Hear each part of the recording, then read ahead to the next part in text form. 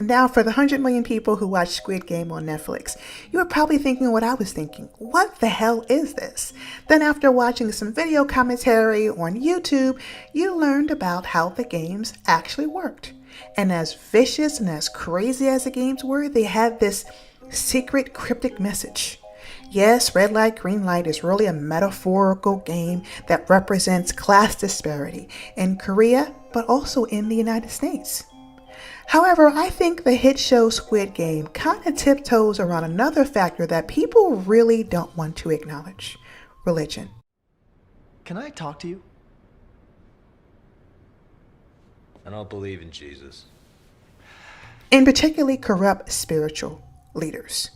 Yes, religion and corrupt spiritual leaders in many cases can be considered capitalism's evil twin brother. After all, it was these spiritual leaders who were at the forefront when money and debt was actually created. And, not surprisingly, they helped to create this monetary system that we operate and use today. And this system was actually created to keep people enslaved. But lucky for you, I'm going to show you how those mofos work. This way you can avoid the bondage of debt and misery and live to see another day. So stay tuned. So the Netflix series Squid Game starts with Jihan. He is a down on his luck father of one, and his little girl is so cute and so precious.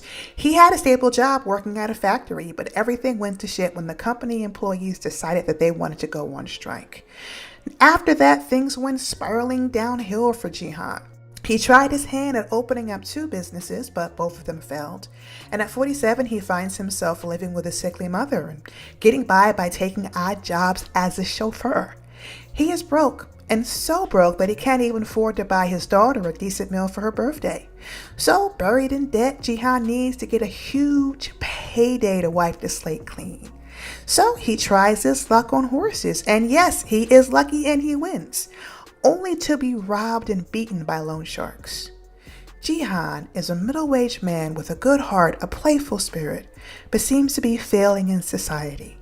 His towering debt, along with the shame, forces him to play games that are high stakes and literally puts his life on the line in order for him to win.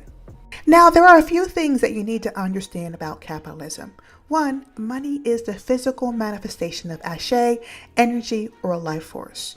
2, karmic debt is a manifestation of monetary debt. You see, back in our ancestors' day, people would do all types of crazy and heinous things to gain favor with their gods. Wars, murder, and even human sacrifices were performed to win the favor of certain gods and deities. And with this favor, people were granted many gifts, whether it be a fruitful harvest, additional children, or relief from affliction or disease. And those who profited from the gods' blessings without sacrifices or worship incurred a karmic debt. In turn, they would have to work off this debt by being good people, doing favors, community service, so on and so forth, or they would suffer through long periods of time without the blessings or the protection of the gods that they serve. Fortunately, back in those days, people didn't have to suffer alone. There was this innate sense of community where tribesmen and other close relatives would pitch in and, of course, lend some help. However, things changed when spiritual leaders, along with corrupt governments, decided that they wanted to levy a hefty tax. As a result, currency was established, and with currency there were a certain amount of money that would be reserved for people to pay the government and also to pay spiritual leaders. Over time, taxes became so high that regular people simply couldn't afford to pay. As a result, they went into huge amount of debt. Debtors were shamed and ridiculed and punished, and even after they died, their children were then forced to pay off their parents' debts. This led people to live lives of destitution and despair. It is a sad state, my friends, where people are just getting by. But as a result, religious organizations needed to do something, and they had to do something drastic. After all, they needed people to keep living and working and putting into the system for as long as possible. It's their job to make sure that the monetary system stays intact. So they created faith, and particularly blind faith. Only one thing can help us now. It's the Lord himself, I know it. Now, blind faith to most people may not seem like a problem. After all, we've all brought into the idea that we may have to suffer tremendously here on earth. But the afterlife? The afterlife is going to be nothing but beautiful gardens with fountains filled with chocolate and Skittle-colored rainbows. All we have to do is embrace the suck, and then when we die, we will finally find peace. The only problem with believing in blind faith is that it makes us blind. Or a better way of saying it, crazy. This logic makes us believe that all the pain and suffering that we endure throughout our entire lifetime will somehow be worth it when we die in the end. However, this way of thinking makes us deaf. And not only deaf, it blinds us to that little prattling voice in our heads. It's the voice that tells us that there is more to life than just working to pay bills, or that we may not need to compromise our morals or even our humanity to pursue a goal that is virtually impossible. After all, the odds are almost never in our favor. What many religious leaders don't understand is that we are born with enough energy or ashe or chi to fulfill our missions and to live a happy and peaceful life while we're here on earth. The voice of God whispers in our ears, and we know this voice as being our intuition or our gut or our heart. But over the years, that voice is silenced through society's programming. We are told that we just have to follow the rules, that everything will work out fine. We are told that if we fail or simply can't hack it, it's our fault.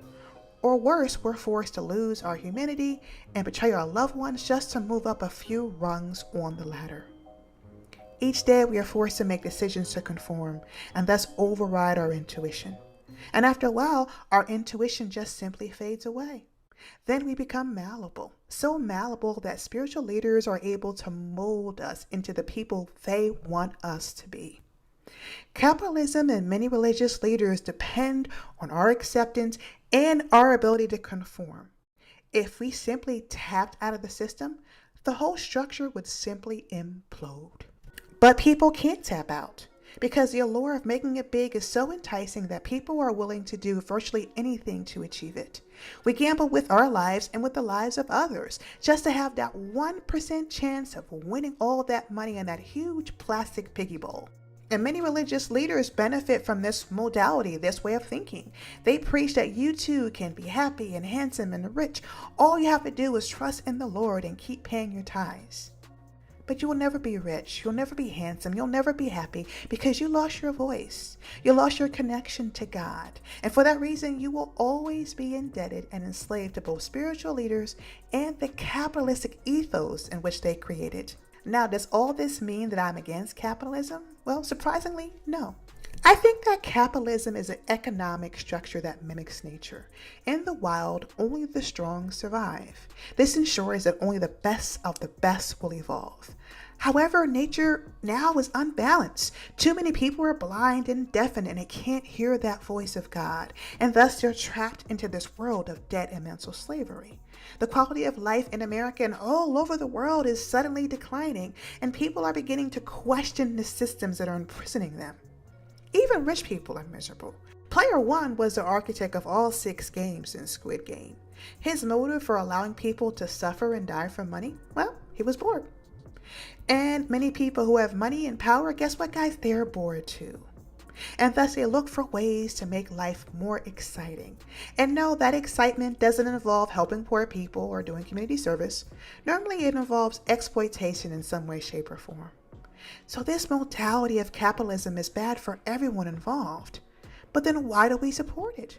Well, the truth of the matter is that we lost our way.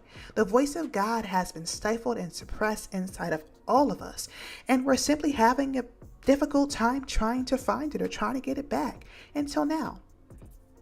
Now, the first step to hearing God's voice is that you need to get back into nature. Sit by the river. Spend a day at the beach. Camp out on a mountaintop. Now, you can do this 1 or 2 times a month, but after a while, you'll find that you need to get out there in nature more often. Besides, nature's energy will rejuvenate you. It'll help you reconnect with the earth. And once you find that peace and quiet, you're going to start to hear that inner voice. And that inner voice will help you wane away from communities and spiritual leaders who are exploitative. And ironically, you're going to start being happier, more at peace. You're not going to have any desire to chase the Joneses. And you're not going to have any desire to live this life that you simply can't afford. In short, the heaven that you were searching for, you're going to find inside of yourself. So anyway, guys, that's the video. I would like for you to like, subscribe, share. Also, if you're looking for some good books to read on Audible, you can sign up to Audible and get my first 2 books for free. Until next time, this is Yessie Blue. Peace out.